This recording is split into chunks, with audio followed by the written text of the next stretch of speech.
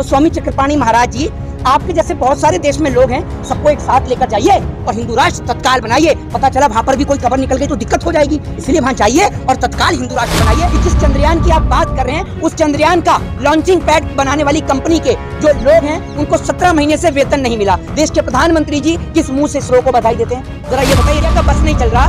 Media तो सरकार का जूता उठाकर उसको डायरेक्ट चाटना शुरू कर दे। मीडिया की हालत तो इस वक्त इतनी खराब है कि बस नहीं चल रहा कि मोदी जी जूता उतार के रखें और उनको बोल दें कि पॉलिश करने की जरूरत नहीं है, हम चाट के साफ कर देंगे। इतनी गंदी हालत हो चुकी है मीडिया की। तो संविधान बदलने की औकात रखते हैं। मैं उनसे पूछता हूँ, क्या उनके पास बाबा साहब की जितनी डिग्रियां हैं, 30 से ज्यादा डिग्रियां लेने वाला वो व्यक्ति, वो महान व्यक्ति जिनको कोलंबिया यूनिवर्सिटी लिखती है कि हमारे लिए बड़े गौरव की बात है कि एक ऐसा छात्र हमारी यूनिवर्सिटी से पढ़कर निकला। जिस यूनिवर्सिटी से नरेंद्र मोदी जी ने एंटायर पॉलिटिकल साइंस से एमए किया, उस एंटायर पॉलिटिकल साइंस से एमए करने वाली यूनिवर्सिटी ने क्या मोदी जी का फोटो लगाकर ये कहा कि ये स्टूडेंट हमारी यूनिवर्सिटी का है? नहीं, क्योंकि मोदी जी का तो कुछ आता और पता नहीं। धरती से लेकर आसमान तक, क्या चंद्रमा तक हिंदू राष्ट्र घोषित कर दिया गया है? एक बात आप मुझे बताइए, घोषित तो कर दिया है। मैं तो कह रहा हूँ कि देश के अंदर नफरत फैलाने वाले लोगों को और हर चीज को हिंदू और मुसलमान से जोड़ने वाले लोगों को चंद्रमा पे ही सबसे पहले भेज देना चाहिए। कोई इनसे पूछे कि आपका मानसिक संतुलन स्थिर है या नहीं है। चंद्रमा का टेम्परेचर 70 डिग्री का, ये मैं नहीं कहता हूँ, ये विक्रम लैंडर कह रहा है। 70 डिग्री टेम्परेचर में क्या मानव रह सकता है? आप बताइए मुझे। मैं आपसे कहता हूँ, आप पत्रकारिता करिए, कोई मदारी का सर्कस का खेल मत चलाइए। सरकार के मदारी मत बनिए कि सरकार के नेता क्या कहते हैं और लोग क्या कहते हैं, आप उनकी बात पर यकीन करने लगे। फिर उसके बाद में भारतीय जनता पार्टी के एक नेता कहते हैं कि अब चंद्रमा के बाद हमारी सूरज पर जाने की तैयारी है, जिसको लेकर सोशल मीडिया पे अंधभक्त ये लिख रहे हैं। उनको ये नहीं पता कि सूरज का तेज कितना है, उनको पता नहीं है इसके बारे में, तो वो उसमें अब अंधभक्त ये लिख रहे हैं कि हम सूरज पर रात में जाएंगे। ऐसी कौन सी जगह जहाँ रात को सूरज निकलता है? जरा इन सवालों का जवाब दें। दूसरी बात, जिस तरीके से देश के अंदर बाबा साहब के बनाए संविधान पे लगातार प्रहार हो रहा है, वो संविधान जिसने देश के अंदर रहने वाले देश के प्रत्येक नागरिक को एक समान हक और अधिकार दिए, आज उन बाबा साहब के संविधान के ऊपर प्रहार हो रहा है। राइट टू स्पीच और राइट टू फ्रीडम हो, या फिर आईपीसी लेकर आने वाले, सीआरपीसी लेकर आने वाले, आईपीसी जिसे इंडियन पैनल कोड यानी भारतीय दंड संहिता कहा जाता था, आज उसका नाम बदलकर भारतीय न्याय संहिता कर दिया गया है। पता होना चाहिए, ग्रंथों में लिखा हुआ है कि हनुमान सूरज को भी निकल गए थे। दिक्कत क्या है सूरज पर जाने पर? देखिए, मैं आपको एक बात बताता हूँ, सुन लीजिए मेरी बात। आज रह रहे हैं आपके सामने, आज हनुमान जी हैं, राम जी हैं। मैं आपसे पूछता हूँ, जो चीज आपने देखी ना, मेरी बात सुन लीजिए, राम राज्य चल रहा है। हाँ। चलिए मुझे ये बता दीजिए, राम राज्य में किस महिला को निर्वस्त्र करके घुमाया गया? बताइए ना। राम ने तो सबरी के झूठे बेर खाए, क्या राम ने कभी आपने नाम के आगे सिंह लगाया? बताइए ना आप मुझे। ये लोग कहते हैं ना राम को बांटने का काम करते हैं, कृष्ण ने कभी अपने नाम के आगे यादव लगाया? बताइए आप मुझे। जितने भी लोग इस धरती पे पैदा हुए, जिन्हों को महानायक माना गया, जिन लोगों को इस देश के अंदर आइडियल माना गया, चाहे वो बाबा साहब भीमराव अंबेडकर हो, चाहे फिर वो इसके बाद में गौतम बुद्ध हो, किसी भी व्यक्ति ने लोगों को बांटने का काम नहीं किया। उन्होंने इंसानियत और मानवता का रास्ता अपनाया, इसीलिए उन्होंने बुद्धिज्म को अपनाया।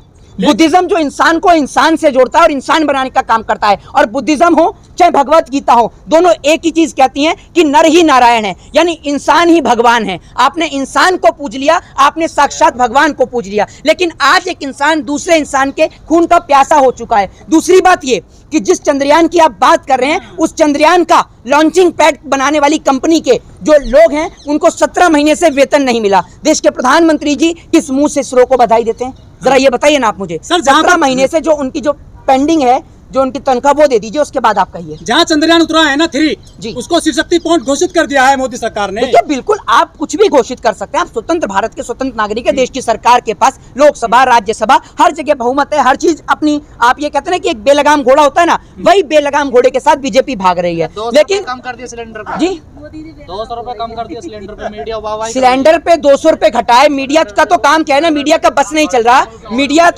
मीडिया तो सरकार का जूता उठाकर उसको डायरेक्ट चाटना शुरू कर दे।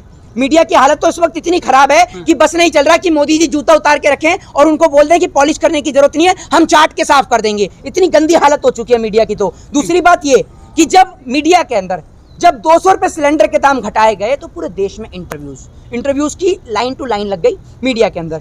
लेकिन जब इस देश के अंदर सिलेंडर पर 700 रुपए बढ़ाए गए, तब एक भी मुख्यमंत्री का इंटरव्यू नहीं, और 200 रुपए कम किए गए तो 6 स्टेट के मुख्यमंत्रियों का इंटरव्यू लिया जाता है। एक बात मुझे बताइए, ये मीडिया जिसको आप मीडिया समझते हैं ना, ये डेमोक्रेसी का 4th पिलर था। और मुझे ये कहीं से नहीं लगता कि डेमोक्रेसी का फोर्थ पिलर है। ये फोर्थ पिलर आज की डेट में पैसे का गुलाम हो चुका है। और मैं तो ये सोचता हूं कि घर जाके अपने बच्चों से भी कैसे नजरिए मिला पाते होंगे। देश के प्रधानमंत्री जी एक नया बिल लेकर आए हैं जिसके लिए संसद का स्पेशल सत्र बुलाया जा रहा है। आपको पता होगा कि जो कह रहे हैं कि एक ही चुनाव होगा, आपको पता ही है कि एक देश वन नेशन और क्या कहते हैं वन इलेक्शन, है ना। तो जो देश के प्रधानमंत्री जी वन नेशन वन इलेक्शन का जो प्रस्ताव लेकर आए हैं, तो मैं कहता हूं कि इसकी शुरुआत सबसे पहले उत्तर प्रदेश के अंदर करी जाए। उत्तर प्रदेश के अंदर राष्ट्रपति शासन लगाया जाए और वन नेशन और वन इलेक्शन के तहत उत्तर प्रदेश की हाँ तो स्वागत किया तो योगी जी खुद ही इस्तीफा दे दे फिर जाकर राष्ट्रपति के हाथ में कि मैं स्वागत करता हूं।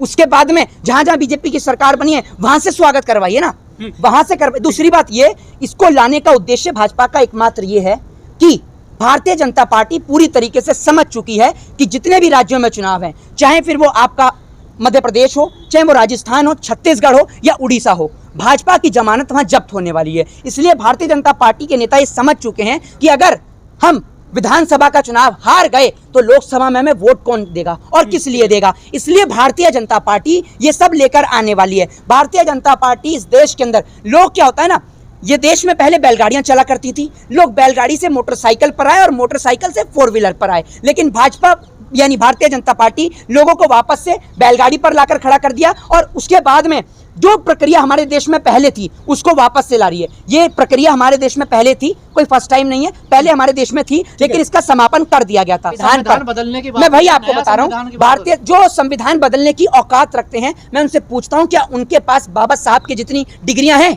30 से ज्यादा डिग्रियां लेने वाला वो व्यक्ति, वो महान व्यक्ति जिनको कोलंबिया यूनिवर्सिटी लिखती है कि हमारे लिए बड़े गौरव की बात है कि एक ऐसा छात्र हमारी यूनिवर्सिटी से पढ़कर निकला है। नरेंद्र मोदी जी के लिए तो कहीं किसी यूनिवर्सिटी में नहीं लिखा हुआ। जिस यूनिवर्सिटी से नरेंद्र मोदी जी ने एंटायर पॉलिटिकल साइंस से एमए किया, उस एंटायर पॉलिटिकल साइंस से एमए करने वाली यूनिवर्सिटी ने क्या मोदी जी का फोटो लगाकर यह कहा कि ये स्टूडेंट हमारी यूनिवर्सिटी का है? नहीं, क्योंकि मोदी जी का तो कुछ अता और पता नहीं, क्लासमेट का नहीं पता, बैचमेट का नहीं पता, कैंटीन में जिसने चाय पिलाई उसका नहीं पता।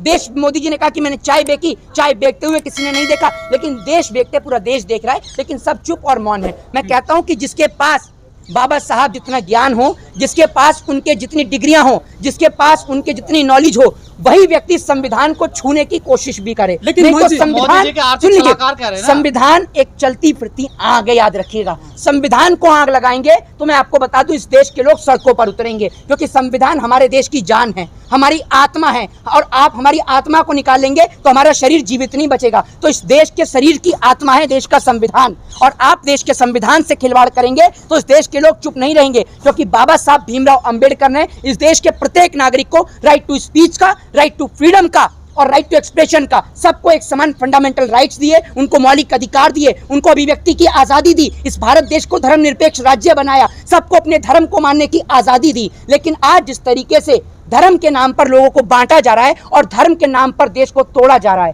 तो आपको एक बात बोलना चाहता हूं कि जिस भी व्यक्ति ने इस देश के अंदर धर्म के नाम पर देश को तोड़ने की कोशिश करी है, या तो वो कब्रिस्तान में कब्र के अंदर दफने पड़े हैं या फिर शमशान के अंदर जले पड़े हैं, चाहे वो अंग्रेज हो, चाहे फिर वो देश के तोड़ने वाले कोई भी व्यक्ति हो। जो भी देश के संविधान के साथ खिलवाड़ करेगा, मोहित शर्मा सबसे पहले सड़क पर उतरेंगे। कथावाचक कह रहे देवकीनंदन ठाकुर जो है, जो कथावाचक करके कहते हैं हिंदू राष्ट्र घोषित कर दो तभी संविधान बचेगा। मेरी बात सुन लीजिए, कथावाचक जो है एक उनको ये नहीं पता, बहुत सारे कथावाचक मैं देख रहा हूँ, आज का दौर कथावाचक का ही है। एक वो देख रहा हूँ वो पंखे वाले बाबा पंखे से आशीर्वाद दे रहा है रोककर। बहुत सारे नए नए ट्रेंडिंग नमूने आ चुके हैं। एक पहले आया था, आपने देखा होगा, जो सलवार उठा के भागा था रामलीला मैदान से, ठीक है ना, आप ये समझिए वो सलवार उठा के भागा था। सलवार जी भी क्या नाम था उसका, पौने 2 आंख वाले बाबा रामदेव, पौने 2 आंख वाले, जिनको महिलाएं बिना वस्त्र के भी अच्छी लगती हैं। इस देश में समय समय पर नए नए बाबाओं की लॉन्चिंग होती रहती है, ये आप समझिए। पहले बाबा रामदेव का दौर था, अब धीरेन्द्र शास्त्री का दौर है। मैं कहता हूं जिन व्यक्तियों को ये नहीं पता कि हम देश में 15 अगस्त मनाने जा रहे हैं या 26 जनवरी मनाने जा रहे हैं, वो संविधान की बात कहां से करेंगे। चक्करपाणी कह रहे हैं कि हिंदू राष्ट्र घोषित करिए चंद्रमा को, जहाँ चंद्रयान 3 उतर रहा है, तो उनको सबसे पहले भेजिए।